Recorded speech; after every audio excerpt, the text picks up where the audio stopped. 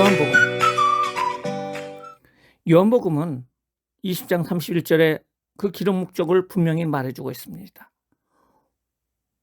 오직 이것을 기록하면 너희로 예수께서 하나님의 아들 그리스도이심을 믿게 하려 함이요 또 너희로 믿고 그 이름을 힘입어 생명을 얻게 하려 함이니라 라고 말하고 있는데요.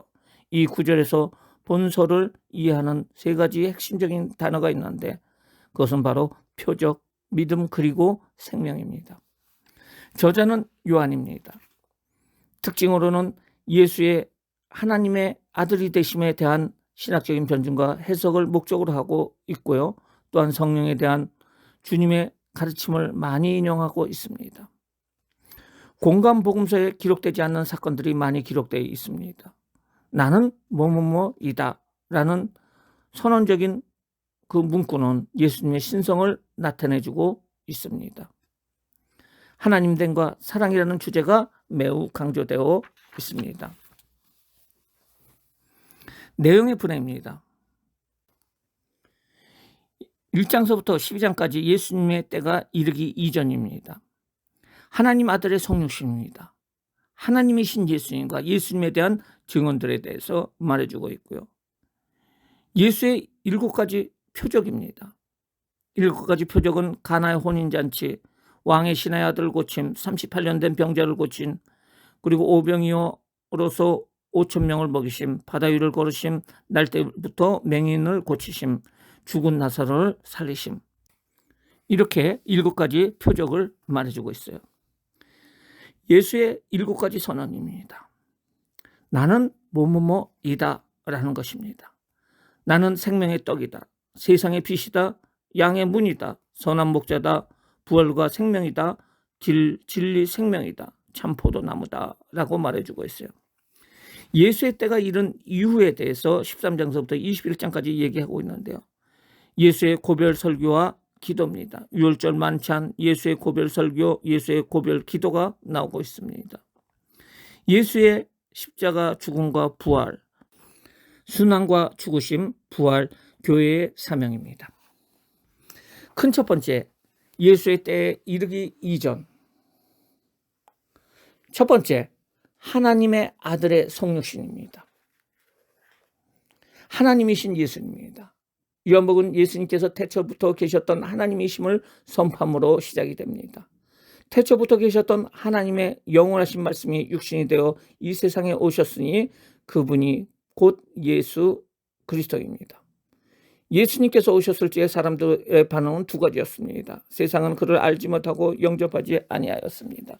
그러나 영접하는 자 곧 그 이름을 믿는 자들에게는 하나님의 자녀가 되는 권세를 주셨으니 이들이 바로 하나님께로부터 난 자들입니다. 예수님에 대한 증언들입니다.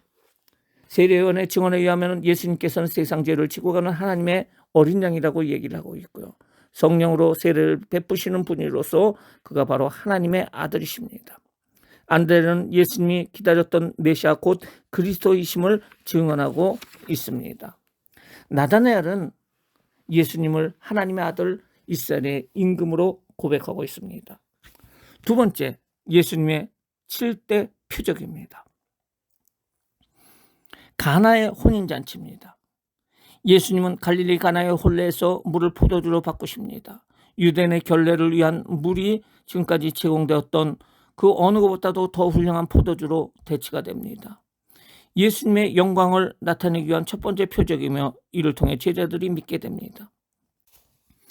이 표적은 하나님 나라의 새 포도주가 물을 씻는 옛 정결 의식을 대체함을 보여주고 있습니다. 이는 예수님에 의해 열리는 새로운 구원의 질서가 지금까지 있었던 것을 능가함을 나타내주고 있습니다.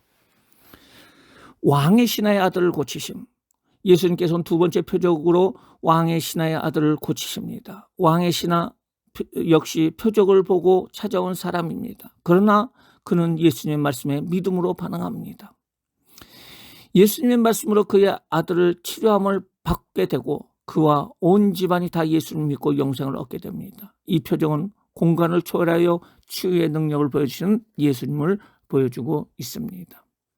38년 된 병자를 고치심. 예수님께서는 베데스다 연못에 있던 38년 된 병자를 그의 말씀으로 고쳐주십니다. 이것은 예수님께서 바로 치유의 원인이시며 능력의 근원이심을 말해주고 있습니다. 유대인들은 그날이 안식이었다는 이유로 예수님을 박해하기 시작을 했고, 예수님께서 안식을 범할 뿐 아니라 자기를 하나님과 동등으로 삼았다고 하여 예수님을 죽이고자 합니다. 이에 예수님께서는 하나님께서 자신에게 심판하는 권세를 주셨다는 것과 또 자신의 증거가 참된 이유를 설명하십니다. 오병이어로서 5,000명을 먹이심.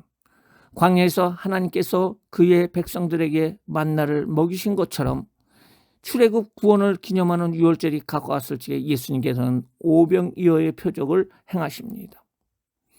바다 위를 걸으심. 예수님께서 바다 위를 걸으시는 그 표적 역시 출애굽 사건과 관련이 있는데요. 이것은 출애굽 당시 바다를 육지와 같이 걸어서 걷는 것을 연상케 합니다. 구약 성경에 의하면 바다 위를 걷는 것은 오직 하나님만이 하실 수 있는 것이라고 욥기서 9장 8절, 이사야서 43장 16절에 말해주고 있는데요. 예수님께서 이 표적을 통해서 그가 하나님의 능력을 지닌 하나님의 아들이심을 보여주고 있습니다. 날 때부터 맹인된 자를 고치심. 예수님께서는 날 때부터 앞을 보지 못하는 자를 치료하기 위해서 실로암 못으로 보내시는데, 이는 하나님으로부터 보냄을 받은 자이신 예수님이야말로 진정한 실로암이 되신다는 사실을 암시해주고 있습니다. 그러므로 이 표적은 어둠 속에 있는 인류에게 생명의 빛 되신 예수님을 보여주고 있습니다. 그는 예수님을 하나님께로부터 오신 분, 그리스도로 부르며 믿음을 담대히 고백하고 이로써 생명을 얻는다. 그러나 빛 대신 예수님을 믿지 않는 바리새인은 영적인 맹인으로 그들은 죄로 인한 그 심판을 피할 수 없다는 것을 말해주고 있습니다. 죽은 나사로를 살리심. 예수님께서는 죽은 지 나흘이 된 나사로를 살리심으로써 자신이 부활이요 생명이심을 보여주고 있습니다. 이 사건으로 인해서 유대인들은 예수님을 죽이기로 작정합니다. 세 번째, 예수님의 7대 선언입니다. 생명의 떡. 예수님께서는 오병이의 표적을 통하여 자신이 누구신가를 나타내고 있습니다. 즉 예수님께서 하늘에서 내려온 생명의 떡으로서 인류에게 생명을 주시는 분이라는 것입니다. 모세가 준 만나는 먹어도 죽었지만 예수님의 살과 피를 먹는 행위는 영생을 얻게 됩니다. 세상의 빛. 나는 세상의 빛이다. 초막절 절기 중 아침에 시행되는 헌수 예식과 관련하여 자신을 생수의 근원으로 밝히신 것에 이어 예수님께서는 저녁 시간에 거행되는 빛의 예식과 관련하여 자신을 세상의 빛으로 선언하십니다. 예수님께서는 단지 유대인들만의 빛이 아니라 온 세상을 밝히는 세상의 빛입니다. 그러므로 그를 따르는 자는 누구든지 생명의 빛을 얻게 됩니다. 양의 문. 나는 양의 문이다. 예수님께서는 오직 자신만이 양의 문이 되심을 말씀하십니다. 그러므로 양의 문 대신 예수님을 통해서만이 들어갈 때 구원을 얻을 수가 있습니다. 선한 목자. 나는 선한 목자다. 예수님께서 자신을 가르쳐 양들을 위해 목숨을 버리는 선한 목자라고 말씀하십니다. 선한 목자 되신 예수님께서는 자신의 음성을 듣고 따르는 양들을 위하여 목숨을 버림으로써 그들에게 영생을 주셨습니다. 부활과 생명. 예수님께서 부활이며 생명이시기 때문에 그를 믿는 자는 죽어도 살 것이요 살아서 믿는 자는 영원히 죽지 않는다고 말해주고 있습니다. 길, 진리, 생명. 나는 길이요 진리요 생명이다. 예수님의 떠나심은 하나님 아버지 집에 그들을 위한 거처를 예비하시기 위함이며, 거처를 예비하시면 다시 오셔서 그들을 예수님이 있는 곳에 함께 있게 하실 것이라고 말해주고 있고요. 또한 예수님 자신이 하나님께로 가는 길이라고 말해주고 있습니다. 참 포도나무. 나는 참 포도나무다. 예수님께서는 포도나무와 가지 비유를 통해서 제자들이 예수 안에 거해야 할 것을 말씀하십니다. 예수님 안에 거한다는 것은 내가 너를 사랑한 것 같이 너희도 서로 사랑하는 하나님의 그 계명을 지키는 것이다. 그러므로 우리가 맺어야 할 열매는 서로 사랑하는 것이라는 것을 말해주고 있습니다. 큰 두 번째, 예수의 때가 이른 이후. 첫 번째, 예수의 고별 설교와 기도입니다. 유월절 만찬. 예수님께서는 아버지께로 돌아갈 때가 되었다는 것을 아시고 자기 사람들을 사랑하시되 끝까지 사랑하셨다라고 말하고요. 여기서의 때는 그의 죽음을 의미하는 것으로 고난의 때가 아니라 영광의 순간임을 말해주고 있습니다. 자신의 죽음을 눈앞에 두고 예수님께서는 제자들의 발을 씻겨주시고 서로 사랑하는 새 계명을 주십니다. 이는 낮아지신 주님을 본받아 서로를 섬겨야 함을 보여주는 예수님의 가르침이십니다. 예수님의 고별 설교. 예수님께서는 제자들이 실족하지 않도록 세상이 제자들을 핍박할 것에 대해 미리 말씀하십니다. 예수님께서는 자신이 아버지께로 가시면 보혜사 성령을 보내실 것을 말씀하십니다.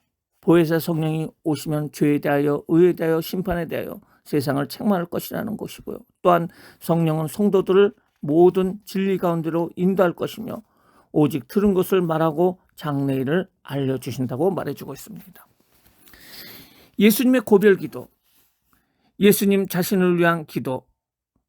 아버지께서 아들에게 명하신 것을 이루었기 때문에 이제 창세전에 아버지와 함께 누렸던 영광으로서 아들을 영원하게 하시기를 간구합니다. 제자들을 위한 기도. 첫 번째는 악에 빠지지 않도록 보존하여 주소서라는 기도이며 두 번째는 하나님의 말씀인 진리로 그들을 거룩하게 하소서라는 기도였습니다. 모든 믿는 자를 위한 기도. 예수님께서는 모든 믿는 자들의 하나됨과 모든 믿는 자들의 온전함을 위해서 기도를 하십니다. 두 번째, 예수님의 십자가의 죽음과 부활입니다. 순환과 죽으심, 체포당함. 예수님께서 자신의 죽음을 향해 적극적으로 나가십니다. 내가 크니라 하시며 그들이 찾는 자가 자신임을 당당하게 말씀하실 때 그들은 물러가서 땅에 엎드러집니다. 신문을 당하심. 예수님께서는 안나스, 가야바, 빌라도 앞에서 3번의 신분을 받으십니다. 죽으심. 예수님의 죽으심은 구약 예언의 성취임을 보여주고 있습니다. 부활.